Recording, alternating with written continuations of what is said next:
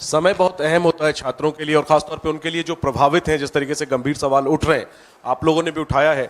तो supreme court monitored जांच की मांग आपने की है, क्या कोई टाइमलाइन आप लोग अपनी तरफ से चाहते हैं कि इतने दिनों में ये जांच पूरी हो और इसको लेकर के स्थिति स्पष्ट हो? अगर दोबारा परीक्षा करवानी होगी तो उसमें भी काफी समय लगेगा, इस पर आप कुछ कहना चाहेंगे? जैसा कि आप पढ़े लिखे आदमी हैं, खुद ही एग्ज़ाम दिए हैं, तो आपको तो मालूम है।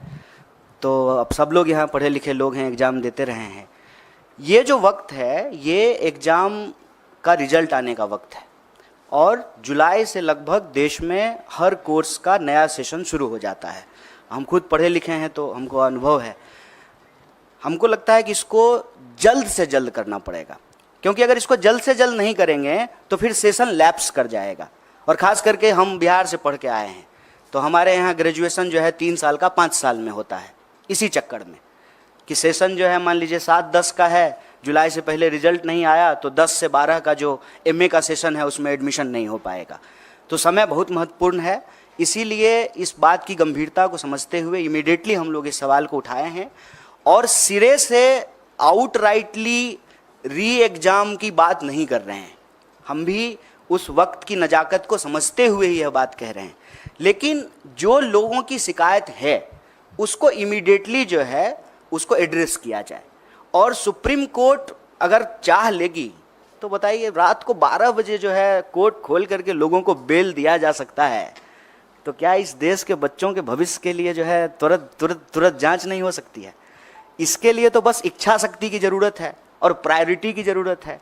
अब प्रायोरिटी डेमोक्रेसी की अगर सिर्फ यही है कि जो है कौन किधर आया, कौन किधर गया, कौन किसको समर्थन दिया, कौन किसको समर्थन नहीं दिया, अगर यही शोरगुल चलता रहेगा, और मैं इसीलिए टाइमिंग पे सवाल उठा रहा हूँ कि जानबूझ करके 14 का रिजल्ट 4 को निकाला गया है।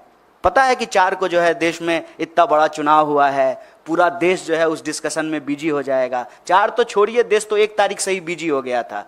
एग्जिट पोल पे ही जो है डांस ऑफ डेमोक्रेसी हो रहा था। तो अभी भी जो है वही चल रहा है, तो हेडलाइन में इसको जो है प्राथमिकता मिलेगी नहीं। लेकिन हम कहते हैं कि डेमोक्रेसी तो लोगों से ही बनता है ना, और हम सबका, आपका, हमारा, सबका भविष्य तो हमारे बच्चों से है। अगर हमारे बच्चे परीक्षा के दबाव में आकर के, जिसमें उनकी कोई गलती नहीं है, आत्महत्या कर रहे हैं, इससे दर्दनाक बात क्या हो सकता है? और इससे ज़्यादा ज़रूरी बात भी कुछ नहीं हो सकता है। इस पर जो है तुरंत कार्रवाई करनी पड़ेगी, क्योंकि सेशन शुरू होने वाला है। तो ये सारी प्रक्रिया जो है तुरंत शुरू करना पड़ेगा। 24 लाख से ज़्यादा लोग, ज़्यादा स्टूडेंट जो हैं वो एग्ज़ाम में अपीयर हुए हैं। इसीलिए हम कह रहे हैं कि इमीडिएटली री एग्ज़ाम करने में प्रॉब्लम हो सकता है, लेकिन जिनके इशूज हैं, जिनके कंसर्न हैं, उसको इमीडिएटली जो है एनटीए एड्रेस करे और साइमल्टेनियसली जो है सुप्रीम कोर्ट की निगरानी में जांच हो। क्योंकि मामला इस साल का नहीं है और मामला सिर्फ एक एग्ज़ाम का नहीं है, इसको समझने की ज़रूरत है। आप कोई भी एग्ज़ाम उठा के देख लीजिए, देश में हर एग्ज़ाम की कमोबेश यही हालत हो गई है। आप देखिए कि ग्रुप डी का भी अगर एग्ज़ाम होता है रेलवे का, तो रेल में चढ़ने के लिए, ट्रेन में चढ़ने के लिए जगह नहीं होती है। मंदिर, मस्जिद, गुरुद्वारा, धर्मशाला, प्लेटफॉर्म, कोई ऐसी जगह नहीं है जहाँ बच्चे जो हैं वो गमछा डाल करके सो नहीं रहे। देश में होने वाले किसी भी एग्ज़ाम की हालत आप देख लीजिए, किसी भी एग्जामिनेशन सेंटर के बाहर जा करके देख लीजिए। ये एक देश के लिए गंभीर विषय है। समय की नज़ाकत को समझते हुए इसको तुरंत करना चाहिए, ये हमारी मांग है। सर, मेरा एक सवाल है कि आप लोगों ने प्रॉमिस किया था अपने मैनिफेस्टो में कि आप लोग इसके अगेंस्ट जो है स्ट्रिक्ट एक्शन लेंगे, लॉ भी बनाया जाएगा। लेकिन क्योंकि अब इंडिया ब्लॉक की सरकार नहीं आएगी है, तो क्या आप लोग किस तरीके से एनडीए पर इस बात का दबाव डालेंगे? क्या आप सड़कों पर जाएंगे या फिर कोर्ट में आप लोगों की तरफ से भी इसकी कोई अपील की जाएगी? देखिए, एक अव्वल तो ये जान लीजिए कि विद्यार्थी इस देश के किसी राजनीतिक पार्टी या राजनीतिक दल के मोहताज नहीं है। और मैं आपको पीछे हुए 4-5 आंदोलनों का एक उदाहरण दे सकता हूँ। कोई लीड नहीं कर रहा था, चाहे एसएससी का मामला हो, अग्निपथ का मामला हो, किसी भी एग्ज़ाम में जो गड़बड़ी हुई है या गलत नीति सरकार लेकर के आई है, उसको कोई पॉलिटिकल पार्टी लीड नहीं कर रही थी। साइमल्टेनियसली जो है, क्योंकि जिसका जीवन उससे जुड़ा हुआ है, जिसका पूरा का पूरा भविष्य उससे जुड़ा हुआ है, उसके पास सड़क पर निकलने के अलावा कोई रास्ता नहीं बचता है। तो पॉलिटिकल पार्टी के मोहताज नहीं है। लेकिन उन विद्यार्थियों को हम ये कहना चाहते हैं कि इस देश की जिम्मेदार विपक्ष होने के नाते, इस देश की सबसे बड़ी विपक्षी पार्टी होने के नाते, इस देश का one of the biggest student organization के बिहाफ पर हम आपको कह रहे हैं कि स्टूडेंट को हम साथ देंगे और हमारे लिए एक गंभीर विषय है। चुनाव पर चर्चा करने की बजाय, सरकार बनेगी कि नहीं बनेगी इसकी चर्चा करने की बजाय, अगर हम नीट के सवाल को प्राथमिकता दे रहे हैं तो आप हमारा कंसर्न समझ सकते हैं। हमारी सरकार नहीं बनी है, ठीक बात है। हमारी सरकार अगर बनी होती तो ये प्रेस कॉन्फ्रेंस करने की ज़रूरत ही नहीं पड़ती। हम प्रेस कॉन्फ्रेंस तो इसीलिए किए हैं ना कि आप लोगों के माध्यम से हमारी बात सरकार तक पहुँचे और हम इस देश के विद्यार्थियों के बिहाफ पर जो उनके डिमांड हैं वो सरकार तक पहुंचाने की जोरदार तरीके से कोशिश कर रहे हैं।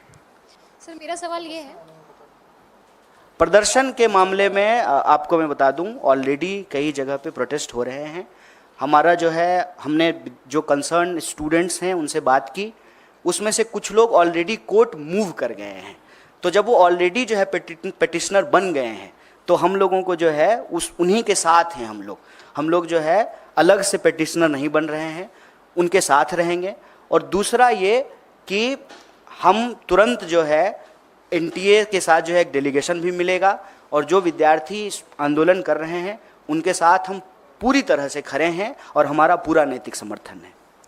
सर लगातार जिस तरीके से नीट के एग्जाम में हम देख रहे हैं गड़बड़ी हुई है, इसमें बहुत सारे ऐसे बच्चे हैं जिनके पास टाइमिंग का इशू रहा होगा, जो एग्जाम के लिए अपियर किए होंगे, काफ़ी सालों से भी कर रहे होंगे, तो उनकी भी कुछ मांगे होंगी, उसके लिए आप क्या कुछ कहना चाहेंगे?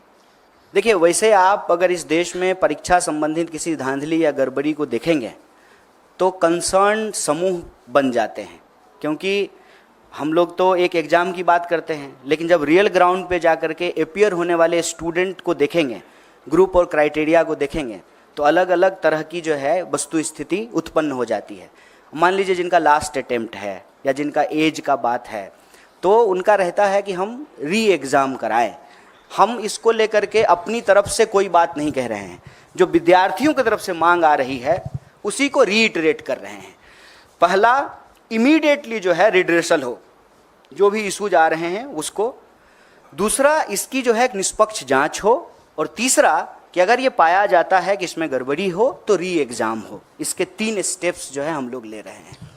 और वो जो इशूज हैं आपके, उसको संबंध में भी आपको बता दें कि एक बार अगर सरकार बात को मानने के लिए तैयार होती है तो एज क्राइटेरिया को भी रिलैक्सेशन दिया जाता है और अटेम्प्ट का भी जो है रिलैक्सेशन दिया जाता है। मैं आपके सामने यूपीएससी का ही एग्जाम्पल देता हूँ। जब सीसेट लागू किया गया था उस वक्त कांग्रेस पार्टी की ही सरकार थी, उसकी वजह से जो है ये प्रॉब्लम क्रिएट हुआ था और फिर सरकार ने जो है अटेम्प्ट का और एज का रिलैक्सेशन दिया था। सरकार ही तो हर नियम कानून बनाती है ना। सरकार अगर कंसर्न है विद्यार्थियों के भविष्य को लेकर के तो वो जो है अटेम्प्ट का भी रिलैक्सेशन दे सकती है, एज का भी रिलैक्सेशन दे सकती है। कन्हैया जी, टीडीपी ने कहा है कि मुस्लिम आरक्षण जारी रहेगा। चुनाव में आपने देखा होगा कि इसको अभी किस तरीके से नीट पे बात कर लेते हैं। हालांकि ये सवाल जो है ना प्रधानमंत्री जी से पूछना चाहिए कि जो अपने भाषणों में सबसे ज़्यादा इस बात को बोले हैं और उससे ठीक कॉन्ट्राडिक्टरी बात करने वाली पार्टियां उनके साथ है। सिर्फ टीडीपी की बात नहीं है, जेडीयू भी है, वही पोजीशन है, टीडीपी भी है, जेडीएस भी है। इनफैक्ट आपको मालूम है कि कर्नाटक में जो है जेडीएस ने ही सबसे पहले इसकी शुरुआत की थी। तो ये सवाल मेरे ख्याल से भाजपा के प्रवक्ता और आदरणीय प्रधानमंत्री जी से पूछा जाना चाहिए। और कोई सवाल? थैंक यू, बहुत बहुत धन्यवाद आप सबका।